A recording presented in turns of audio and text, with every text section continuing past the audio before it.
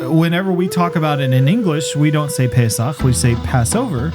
But is Pesach Passover or is Pesach something else? Something else. The earlier we go, we see a different meaning of the Pesach. They chose the word in Greek for protection. I will protect, not pass over, protect, which is closer to standing. You're not going, the destroyer cannot go in because the Lord is standing on the door. Grafted into this faith, you're being protected by the same God. You're not going to be forsaken. He's going to stand guard because of the blood of the Lamb. You're listening to Pod for Israel. For more information, go to oneforisrael.org. Okay, I want to welcome you to another episode of Pod for Israel. I have with us again Dr. Golan Broshi. And we have an interesting one today about Pesach, Passover. Okay, but is Passover Passover? Now, we're going to kind of dig in this. There is really, it's gaining more and more steam every year in a way, but inside of the Israeli academia, there is a debate on what is the meaning of Pesach. Of the word, yeah. Okay, now the root word. Now, basically, whenever we talk about it in English, we don't say Pesach, we say Passover. But is Pesach Passover or is Pesach something else? Something else. Okay, so again, this is a theory. Okay, this is a new theory. This is something we've been hearing, Bar Ilan, a bunch of different universities, and Golan studied into it, and it's a very interesting perspective. So we want to share with you a little bit of a study into some Hebrew language, okay? Some of the And by the Hebrew way, it's not here. a coincidence that we're talking about this holiday because it's just around the corner, right? Yeah, Passover is right around the corner. I really am super excited, Golan, because we have a really amazing video that we're going to be releasing this year. It's about Passover and the Apocalypse. Wow. Which is quite a clickbaity title, but it's quite interesting. What's the connections? I think we always think of course, our Passover lamb, Yeshua the Messiah. We see that. That's what we celebrate every year. But did you know that inside of the Passover story, inside of the plagues of the Exodus and the whole Passover redemption, okay, the Exodus redemption, is actually prophetic, is actually speaking to the end times events of Yeshua's return. Yep. That's a little bit of a mind blower, so I don't want to spoil it. I don't want to, no spoilers here, but that's kind of a little teaser. It's, we're going to be shooting it this next week. I'm super excited. But it's on top of that, we're doing this not just in English for you guys, but we're also going to be releasing it in Hebrew. Wow. And something you guys be praying during this time as we come up upon, celebrating Resurrection Sunday and celebrating what our Messiah did on the cross and looking to that day during this Passover season. It's important to also have a heart of intercession because, guys, this is one of the greatest times for us to be able to share the gospel. And so here in Israel, but also around the world with your Jewish friends and neighbors and the people that you know, to be able to share the hope of the gospel, the actual meaning of Passover itself and of this whole holiday, Pesach holiday, it all speaks and just screams out about our Messiah, Yeshua. Yeah, and the first question we can ask is, why did God choose to crucify, to get the Messiah crucified in this season, in Passover? Why not Yom Kippur or a different holiday? Right. Why Passover? Why was it so important the Messiah would be crucified at Passover? Why this holiday of all the holidays in the Old Testament, in the Tanakh, in the Bible? I think it all centers around the blood of the Lamb. The blood of the Lamb, exactly. And that's exactly what John the Baptist, Yochanan HaMatbil, John the Baptist said when he saw Yeshua. He said, that's the Lamb. Now the Lamb could be either the Lamb that was promised to Abram instead of Isaac, right? Or of course the lamb of Passover that is still mentioned every Passover Haggadah in every household. Right. So let's jump into it. Go on. You got some really interesting stuff that we've been talking about today. Let's go to Exodus. Yeah, let's go to Exodus chapter 12 when everything is going on there. Everything comes down there. And I want you to read a few verses, a couple of verses, please. I want you to read Exodus chapter 12, verse 13 and 23. 3. And then we'll ask a simple question concerning these verses, 13 and 23. Okay, Exodus chapter 12. Now God's given instruction to the children of Israel here. And here we are in verse 13. Now the blood shall be a sign for you on the houses where you are. And when I see the blood, I will pass over you, and the plague shall not be on you to destroy you when I strike the land of Egypt. Yeah, and 23. And verse 23. For the Lord will pass through to strike the Egyptians, and when he sees the blood on the lintel and the 2 doorposts, the Lord will pass over the door and not allow the destroyer to come into your house to strike you. Exactly. So we see, there's 2 figures there in those verses. There's God and the destroyer. Right. And there's one root in Hebrew that we get the word Pesach, Passover, one root verb that appears in both verses, which is Pasach, what we translate as Passover, Right. Pasach. So the question is, what is the meaning of the root verb, of the verb Pasach in Hebrew? Right. Now, interestingly enough, most of the English translations chose the word Passover. Passover. To pass over. The Lord saw the blood, and he passed over. Yeah. Now, It's like Passover or skip over. skip over. Yeah, to skip.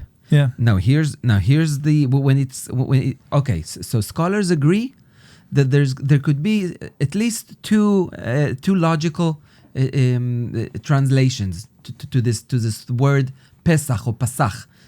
2 logical ones, 2 famous ones, and one of them can be true and the other could be false. And Right. So one says, and most Israelis think this is the one to skip, to pass over. God skipped. He skipped over. He passed over to skip.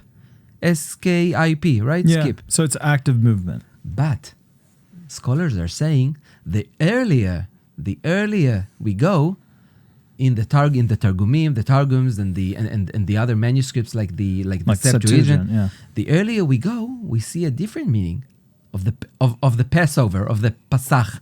We see that it's standing, protecting. Right. So we have 2 meaning, either and the 2 meanings seem to contradict one each other, right? One is a kind of active, like jumping from place to place, or like he is passing over. The other one is that he is standing guard. Yeah. No, one of the foremost commentators of the Bible, one of the chief rabbis, the most known one, Rashi. Right. Rashi said clearly it's Passover. Pasach, Passover means to skip.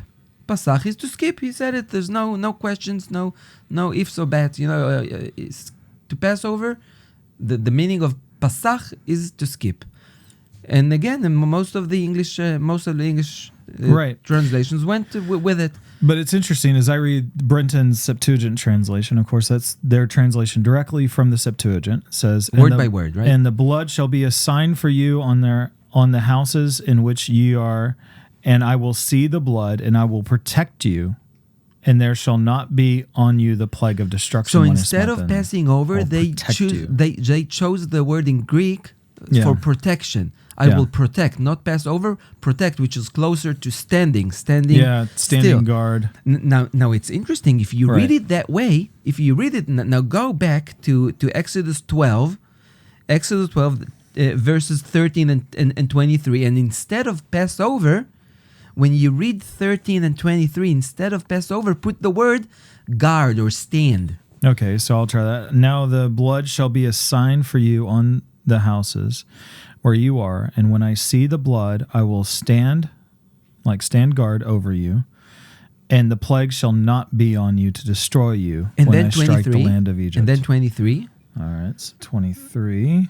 again using the word standing or guarding. For the Lord will pass through to strike the Egyptians, and when he sees the blood on the lintel and on the 2 doorposts, the Lord will stand over the door and not allow the destroyer to come into your house to strike you. You see how much sense it makes?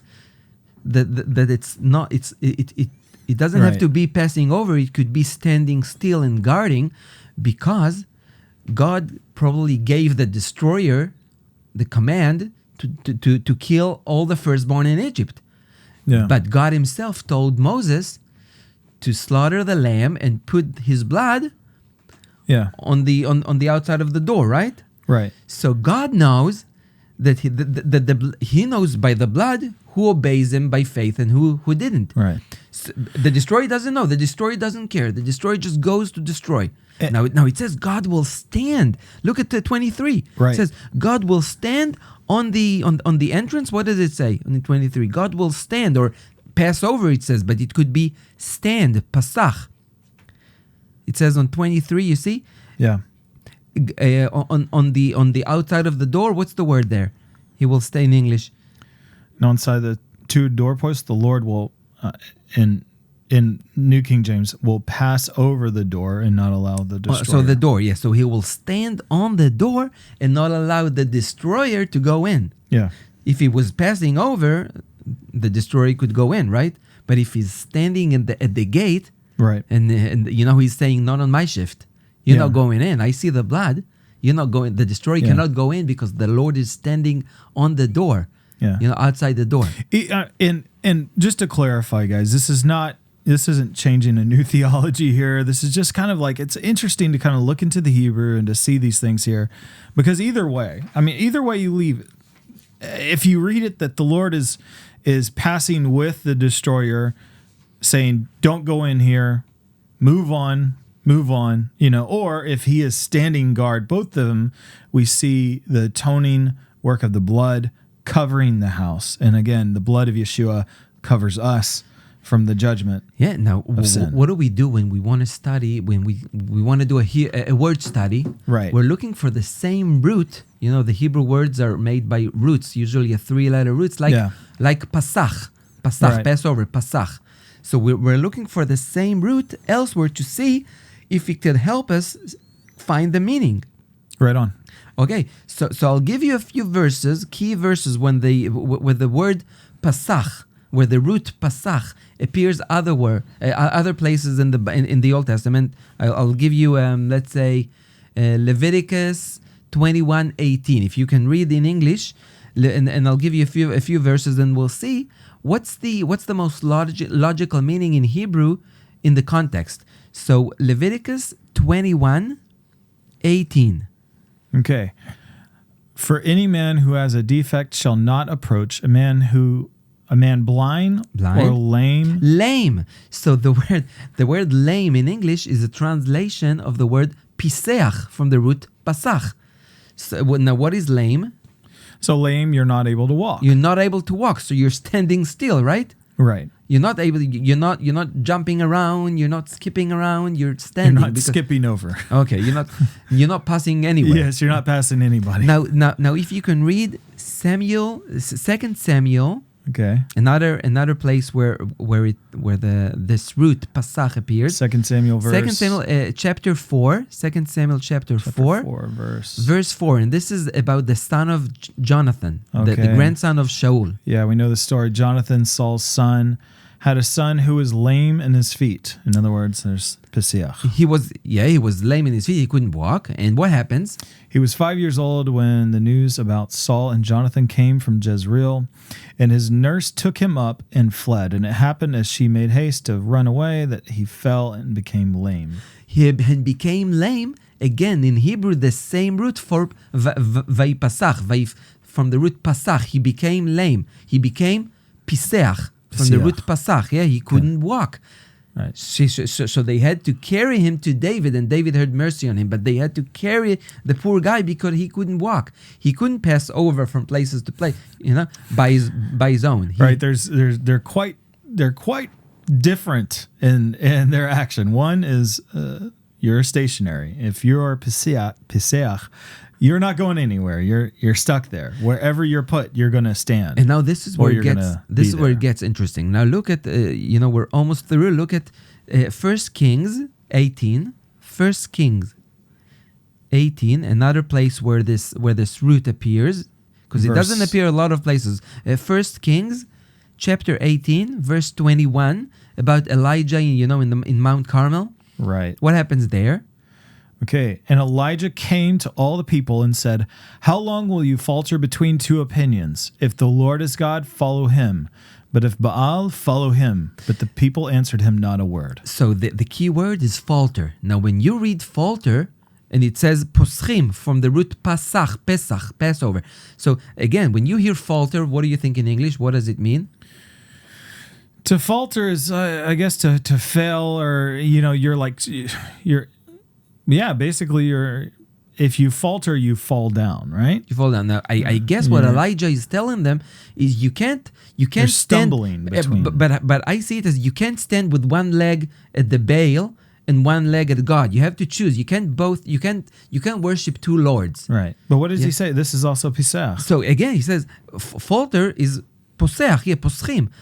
How long are you gonna stand holding both gods? You can't hold. It's either the true God or the false God. You can't hold both of them. You can't stand on both of them. That's the point. But they're not just standing in the middle, but they're like, it's like one leg here, one leg here. In the one's place in the middle. They're stuck in the middle. And they're not choosing one. Yeah, and Elijah is telling them, choose one. Don't stand on both, because it's not possible. You can't worship both because one is false.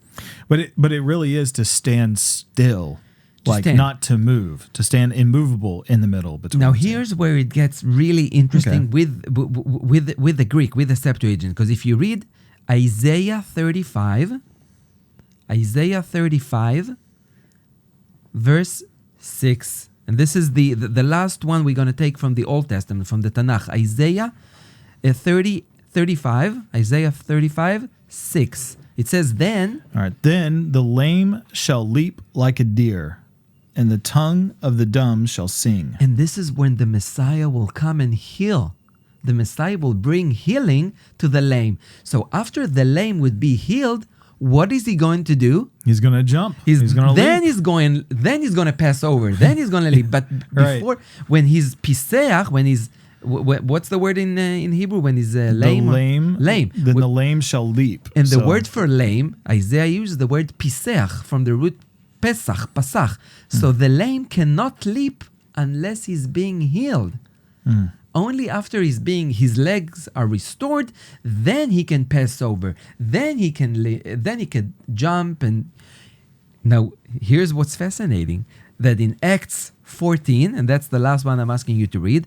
In Acts 14:8, Paul is healing with the grace of God. He's healing a crippled man, and he's using the same words that Isaiah is using in that chapter. So it's Acts 14, verse 8, if you can read it. All right. And in Lystra, a certain man without strength in his feet was sitting, a cripple from his mother's womb, who had never walked. Now stop. Never walked. The same word in Greek. Paul is using the same word in Greek as the Septuagint for Isaiah, for the lame. So he could not walk. He was lame. He couldn't walk. Now read on. What happened? Okay, so Paul, what does Paul do? This man heard Paul speaking. Paul observed him intently, and seeing that he had faith to be healed, said with a loud voice, "Stand up straight on your feet." And he leaped and walked. And he leaped is the same word in Greek that used in Isaiah, that he will leap after he's being healed. So it's like Luke. When Luke wrote it, he thought about this verse from Isaiah and used the same words for Pesach, for lame, and for leaping as a contrast to the lame. So you cannot leap unless you're being healed. A lame person cannot jump and pass over and leap. Right. And that's why scholars believe that the word Passover is actually standing, guarding, taking a stand and guarding. Yeah. Right. So it's not lame. It's not that God will make himself lame. No. Over It just you, means he protected. He stood and he didn't let the destroyer in the house. So he wasn't passing over the house. He was standing and saying, "You're not going in." Right. I saw the blood. They obeyed. They took they took the lamb, the perfect lamb, by the way, 1 year old, perfect lamb, without a bone broken in him, not a bone broken, and they slaughtered him and put the blood on the posts of the door. Right. And God saw that. And he chose to rescue, by the way, not only the Jews, not only the Israelites, because we know who went out with the Israelites into the desert. The mixed multitude. Exactly. So it could be that among the Egyptians or the nations that live amongst them, there were non-Jews that obeyed this commandment, right. and God saw the blood. You know, right. and all through the Bible we such see a beautiful story. Yeah, all through the Bible we see Gentiles that are believing God. You know, what was the last holiday we just celebrated here in Israel? With those cookies that we love that are in the shape of the Hamantash. Yeah, well, how do we call that holiday in English? Purim. We call them Purim, like we call it in here. Now, even there in the book of Esther, you know, when Haman is returning home, really angry at Mordechai, right? His wife tells him, his wife Zeresh tells him something really smart, and he should have listened to her.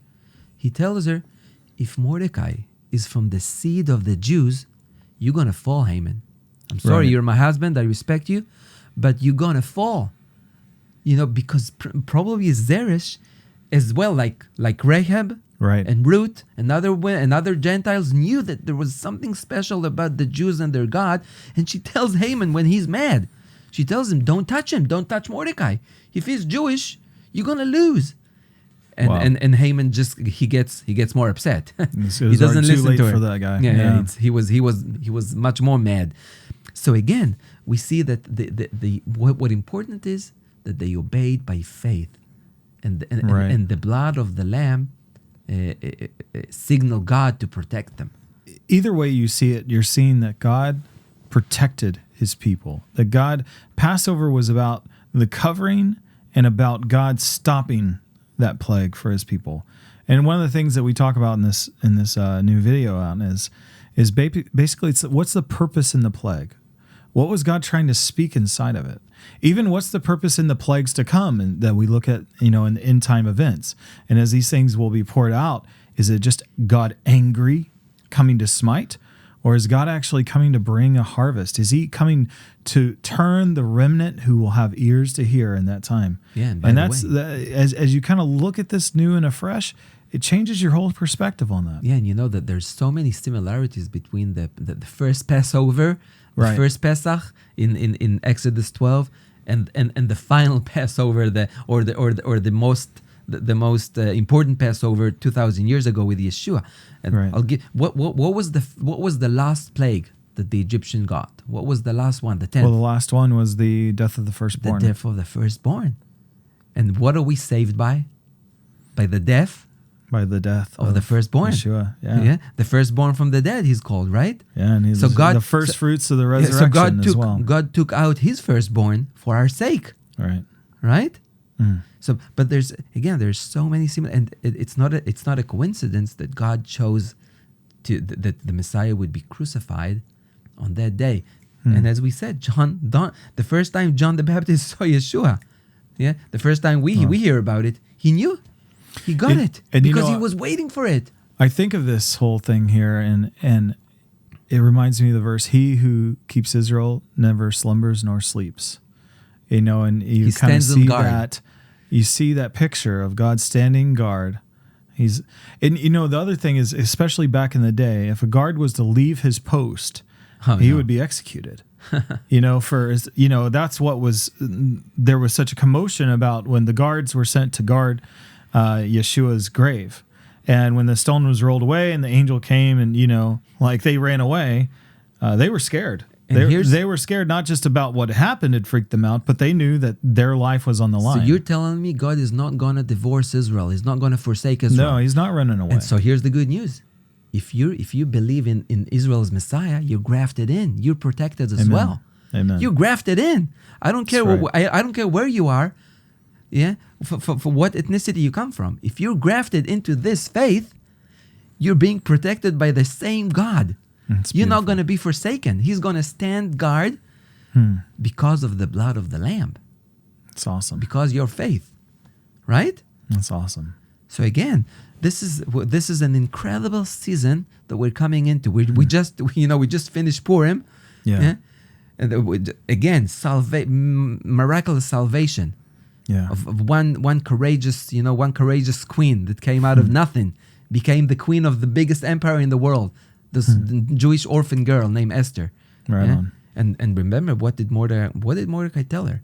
Esther, if you're not going to go to the king, if you're not going to do something, if you're going to hide your identity, if you're going to deny, right? Yeah, there's going to be a deliverance out of somewhere else.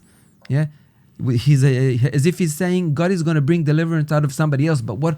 But your name, Esther, you're going to bring shame to your family name forever. Mm-hmm. How are people going to remember you? And it really, just thinking through this season, through this time, with all the troubles, with all the things that we've all been dealing with, and the controversy and the things that shake this world, we're not to be shaken. No. We're to stand firm. We're to stand Why? firm. Because on the lampposts of our heart, there's the blood of the Messiah. And this is a time that's beautiful, with the story of Esther, to remember, do we want to be cowardly? There's actually a lot that's spoken, in the book of Revelation and all through the scripture about the cowards. Esther was not a coward. She had her doubts. Bold. She had her doubts. All of us are shaken. Yeah, but she came through. Yeah, the righteous, they might fall down, but the righteous get back up. No, and it takes courage to do such. Esther and Mordecai, they were Jews in Persia. Yeah. Now my father's side of the family came from there. That's awesome. So just can you imagine what happened if Haman would have killed all the Jews? Yeah, we wouldn't be talking with you today. After more than 2,000 years, the parents of my father came from there. But it's amazing when we look at these stories, when we look at these great acts that God did. This is beautiful for us to share the gospel. So are you going to be one like Esther, to stand up boldly and to take your part in the story of salvation? Are you going to take your part to share boldly and to bring life to those around you? Or are you going to back into the corner? And I pray that you boldly share. Like John the Baptist when he saw Yeshua and wouldn't deny. And like the disciples of Yeshua that wouldn't, after he rose and gave them the power, the Holy Spirit, they wouldn't deny him. Amen. They told the Sanhedrin, who should we listen? You or God? Right? They wouldn't deny him after. So again, we want to, of course, encourage everybody to remember that we were saved by faith, through grace, through the blood of that Lamb. And God sees the blood and He's standing and protecting. Our faith is protected, right? Amen. So again, before we finish, you just want to remind people that what's coming? Well, we got some exciting series that are coming out. Again, this is going to be in English for you guys. I really pray. I think you're going to be blessed by it, but also in Hebrew. So we need your prayers, guys. We're really building up a One for Israel frontline prayer team with a lot of exciting things that are going to be rolling out to have you guys be able to engage with us in prayer. But right now, pray for Israel, pray for the Jewish people, pray for the Jewish people that are in your neighborhood around you, that their eyes would be open in this season. This is a season of salvation. Many people come to faith during these biblical holidays, because God designed these holidays to point to our Messiah. He designed them all to point to Yeshua. And so we see that every year, but I especially just ask you guys, will you start to commit to prayer for the Jewish people, commit to prayer for Israel, and be a light in your communities? Use the this cool stuff that we're talking about. This is fun conversation starters that can bring, kind of be able to naturally bring up the conversation of faith, and do that. Be bold in this season. By the way, every day we hear of new Israelis. Most come from religious background that are hearing the news about the Messiah. Yeah. And their eyes are being opened. Yonatan just shared with us this morning, there was 3 more Israelis that we can be praying for that have really been battling their, all 3 of them believe in Yeshua. They're excited about Yeshua. But, it's a lot a lot of them are in that valley of decision. They're counting the cost at this point. Each three of these people are from Orthodox backgrounds, and they know that when they take the public step, they're facing... It's going to cost them everything. They're going to, many of these Orthodox families, their family, you're dead to them. They literally sit Shiva. Like, Shiva, they basically, which is what they do to mourn a dead person. So, I mean, this is, we need a lot of prayer for the seekers who are going to come across the gospel in this season. We're going to be doing a big campaign you guys can engage in, but also we need a lot of prayer for the new believers to stand strong and to maybe take that step out and share the hope that they have in Yeshua. And so, I need a lot of prayer for the body here, and we're praying for you guys, praying peace in you guys, and pray you guys have a blessed week. God bless you guys. Amen.